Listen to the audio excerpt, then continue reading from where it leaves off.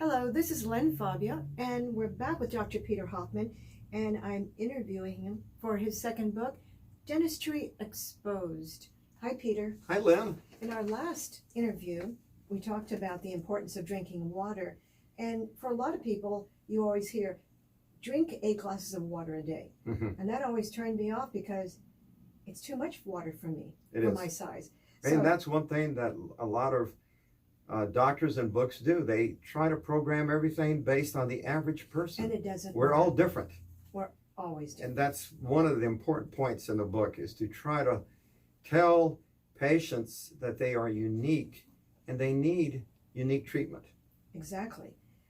So I wanted to for you to elaborate more, because I know that you can add more to that topic about why we should drink more water, and should we drink it throughout the day, or should we just drink the water? Yes, talk about that. Well, that's why I said drinking a glass of water or half a glass is a good idea, not to sip it, because you don't want to dilute the saliva. Water is extremely important for us. It helps to moderate temperature. It helps the saliva, the tear glands. You sweat water, you breathe out water, so you need to resupply yourself. You need the nutrients. Yes, we need to replenish all the time, throughout the day. Right, and water carries nutrients. And what about lactic acid? It gets rid of lactic acid, so you'll get cramps if you don't drink enough water. So if you're having cramps at night when you're sleeping, it's because you didn't get enough water right before bed. So do you recommend maybe drinking water right before you go to bed? Because there's that time span when you're not drinking, you're not really moving? Because it's also getting rid of toxins throughout your body. The body needs the water to get rid of toxins while you sleep. Very, very important. Is there any other things that you can think about that would help? Well, it's good for the brain. Water is important for the brain. And yes. Yeah, water is extremely important for the brain. You can have if you have dehydration, you know what happens with dehydration. You can faint, you can have delirium, you can have Yes, you can have headaches. Headaches are big, that's true. And people always go right for a pill to relieve the headache, but their body must be just screaming for water. And it helps prevent altitude sickness. But that's why they say when you're flying, drink water. Yes. That's one of the reasons. Yep. It hydrates you because you lose a lot of it when it's you're very flying. Stress causes loss. And people don't even realize it because they're thinking, well, I'm not sweating, but you're breathing out a lot of water. You're always using water. When you're moving, Mm-hmm. you're using water, and you need You it. are, yes. Because we're always sometimes exercising. Of course, even teeth are made up of water. Teeth are 10% water, the enamel. The dentin is a lot more water. It's about 30% water. So you have the body is at 60%, and the heart and brain are at 73%. So you get an idea how much water is in different parts of your body. Internal organs, we need that. What about water, the temperature you were mentioning about water? Well, it moderates temperature. When you're by an ocean, the temperature is moderated, but the water in your system moderates the temp of metabolism that's going on in your body. The muscles, all these parts in your body are constantly moving, especially in the heart, and the brain is obviously always working, but you're breathing, so you need that water constantly. So people don't think about those things, and with that in mind, they just say drink 8 glasses of water, and they don't tell you what it's good for.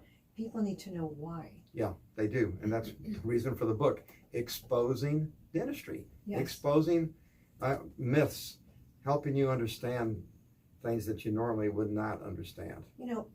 My sister Elizabeth, who lives in Michigan, said, this is really vital information that you're sharing with us, because most dentists get you in and out like you're a number to get more patients in, but they don't discuss things with you because you don't know what to ask. I enjoy teaching, and this is what the hygienist should do. But they end up talking about what happened in the neighborhood or Movies. and everything else. Drama. But you need to learn these things. People don't read books. They don't read the magazines. So the one chance to learn about your mouth and your teeth is at the dental office. So you believe you're very traditional. You believe in the one-on-one Yes. conversation. And I don't even have a hygienist anymore because I've learned that the patient learns a lot more from me. The dentist himself. Yes. You wrote in chapter 2, if your gums are healthy, a deep cleaning can hurt you. And it says you should get a second opinion, and not only that, you should report the situation to a dental society. Yes, you should, because this is big business. I would say millions and maybe billions of dollars are involved in deep cleanings when they're not necessary. Remember, when you're doing a deep cleaning, you're sticking special extra long instruments, and a person not knowing what they're doing, they're poking around and they're tearing ligaments. You have millions of ligaments around each and every tooth, attaching the gum tissue to the bone and to the root of the tooth. So all of this can be detached. It's very, I've seen cases where people had beautiful pink gums and they were told that they needed a deep cleaning. It's horrendous, it really is. And it can do more damage, like I said. That's so be proactive. When it comes to your mouth. And the tissue and the lower front can be very thin.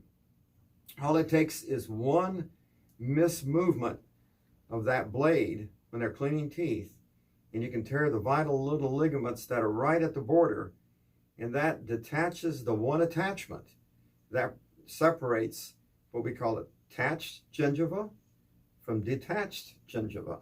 In other words, gingiva is another word for gum tissue. When you do that, then you need surgery to reattach. You have to do restorative work now. It's expensive, very expensive to do gum grafting. That's what gum grafting involves. Wow. So it's a kind of a ripple effect. If you start doing something, it could cause. And that's why you don't want to use a hard toothbrush or anything really abrasive, because you can also destroy that attachment. And not even knowing. And overbrushing, of course. Yes. Balance. Oh, you also talked about the effects of sugar. And in all the nations, it costs $1 trillion a year for the sugar. You write about a substitute that we can use in place of sugar, which is xylitol. And so the question is, why is the DFA being quiet about this? What is xylitol? Xylitol is a sugar, but it's a natural sugar. And when it's sold in grocery stores, it's sold as a non-sugar. In other words, sugar-free. It's sold sugar-free, but it is a sugar in every respect. Your body produces it. It's stored in the mitochondria. The mitochondria is the key to your whole body. That's where proteins and enzymes are produced. That's where your body gets the building blocks to build up the body, to heal the body. The mitochondria is in the cell, in the protoplasm of the cell. So that xylitol is there for a reason. And your body produces 15 grams a day throughout your whole body. So xylitol is also found in strawberries, mushrooms, raspberries. It's in cauliflower. That may be why cauliflower is so special, being that it's anti-cancer for the, and it's also a very, very fibrous and safe for the colon. And so the xylitol that's released from this fruit goes into the colon and protects the colon from colon cancer. But you can take it outside of those fruit and vegetables. You can take it as a pure sugar.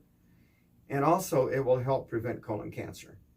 So it's very, very important to substitute those lifeless sweeteners that are chemicals made in a lab for xylitol, which is a natural sweetener, if you want to call it, but it is a natural sugar.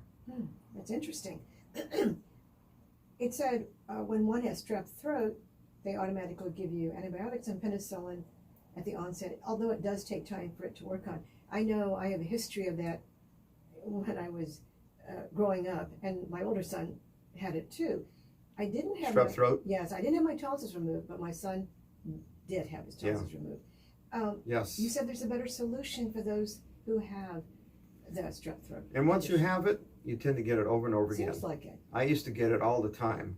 In fact, as a teenager, I almost died from strep because it spread to the GI tract, and it becomes GI strep. And if doctors aren't careful, they think it's appendicitis and they operate, and then it creates big problems. But it was GI strep. And so I have been taking penicillin. Penicillin has to go to the gut, work up to the head, work through the layers of tissue to knock out the bacterium. Whereas you can just spray the xylitol directly in the mouth, on the throat area where the plaques are, the strep is, and it will knock it out. The bacterium cannot metabolize xylitol. It goes for it like bait with cockroaches, but then it keeps the bacterium from being able to produce acids. They can't reproduce, they detach. The xylitol stimulates salivary flow and it washes it away. And it doesn't hurt the good bacteria. So what could be perfect? Well, how fascinating. It's like a miracle. It is like a miracle. That xylitol can do so many things. And that's just the touch of the iceberg, just the tip. So how about we talk to you next week and we continue on some other topics? That'd be great. All right.